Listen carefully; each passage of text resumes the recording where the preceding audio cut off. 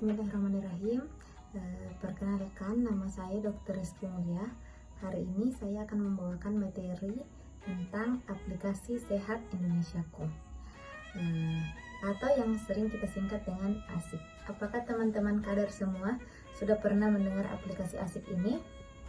Oh, belum pernah ya, baru pertama kali. Oke, jadi aplikasi ini ASIK adalah suatu aplikasi yang digunakan untuk menginput pasien-pasien atau peserta yang datang ke posyandu kita nantinya.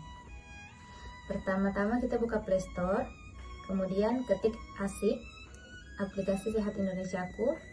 Setelah muncul, klik download. Bila sudah terdownload, aplikasinya akan terbuka. Nah, setelah terbuka seperti ini, ya, kita klik daftar ya. Karena ini merupakan pertama kalinya teman-teman membuka aplikasi ASIK ini. Jadi teman-teman kader perlu untuk mendaftar. Kemudian kita pilih opsi kader. Kemudian ada data diri yang harus kita lengkapi di sini. Teman-teman silakan masukkan nick, nama lengkap, dan nomor WhatsApp-nya. Kecamatan Meruriwawo.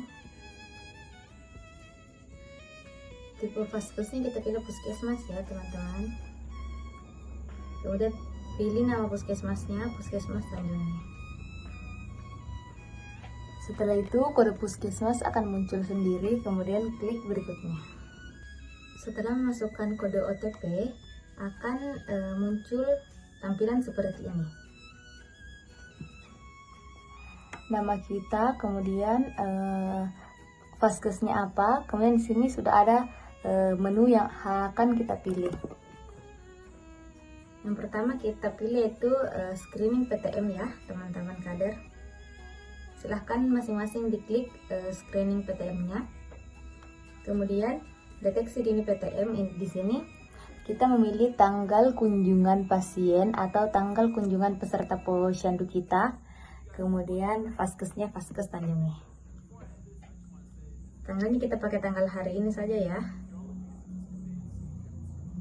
Kemudian klik mulai aktivitas. Nah, akan muncul seperti ini.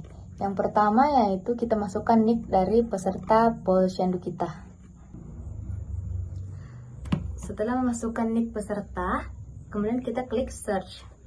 Setelah diklik search, akan muncul data pribadi dari peserta posyandu kita. Masuk ke screening PTM seperti ini. Yang pertama itu riwayat penyakit keluarga. Riwayat keluarga, apakah memiliki penyakit diabetes, penyakit hipertensi, penyakit jantung, penyakit stroke, penyakit kanker, penyakit thalassemia. Kemudian masuk ke riwayat penyakit pribadi peserta. Silahkan diisi berdasarkan hasil screening yang telah kita lakukan pada peserta posyandu kita. Setelah semua terisi, kita klik selanjutnya. Kemudian selanjutnya itu masuk ke pertanyaan apakah peserta melakukan aktivitas fisik. Apakah peserta konsumsi alkohol dalam waktu 1 bulan? Nah, setelah itu kita masuk, setelah di next akan masuk ke antropometri pasien. Silahkan masukkan hasil pengukuran yang telah kita lakukan. Berat badan, lingkar perut, dan tekanan darahnya. Setelah itu kita masukkan pemeriksaan matanya. Kemudian pada pemeriksaan mata, kita masukkan hasil pemeriksaan mata peserta yang telah kita lakukan. Pemeriksaan telinga. Ini ada selanjutnya itu ada gula darah dan kolesterol darah serta asam urat. Silahkan masukkan hasil yang telah kita lakukan pemeriksaan. Apabila sebelumnya kita tidak melakukan pemeriksaan tes gula darah, baik itu sewaktu maupun gula darah puasa, kolesterol ataupun asam urat tidak dilakukan, kita langsung saja klik kirim. Ini ada resumenya. dari antropometrinya, berat badan dan lingkar perut, IMT dan lingkar perutnya. Di sini peserta tergolong normal, tekanan darahnya, indera penglihatan, indera pendengaran, serta pemeriksaan labnya.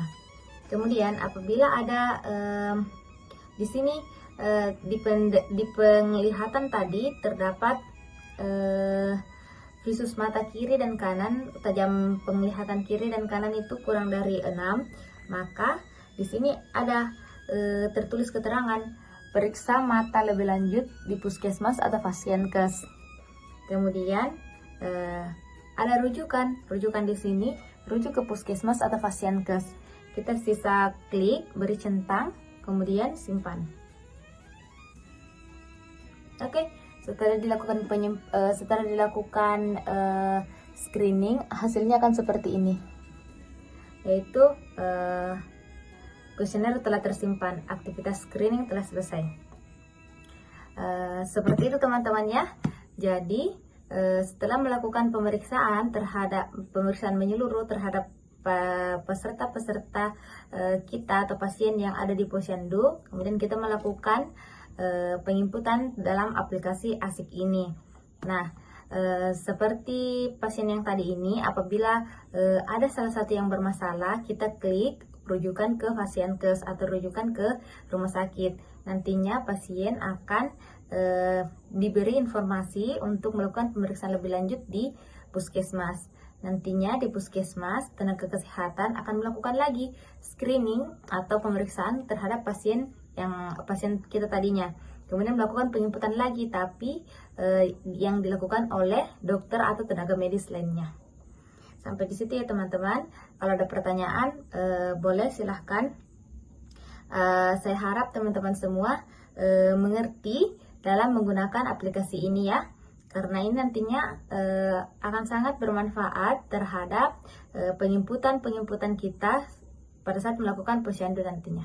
Selanjutnya kepada teman saya Bidan Afdalia untuk menjelaskan tentang rencana tindak lanjut kita dan bagaimana kedepannya kita akan lebih bersinergi untuk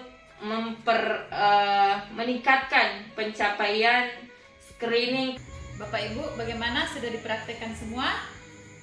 Nah, setelah sesi prakteknya tadi, mungkin ada kendala atau hambatan yang terjadi, mungkin di HP Bapak Ibu, atau mungkin ada yang belum tidak diketahui, bisa bertanya atau sharing biar kita bisa mengetahui apa sih sebenarnya kendalanya untuk penggunaan aplikasi ASIK ini.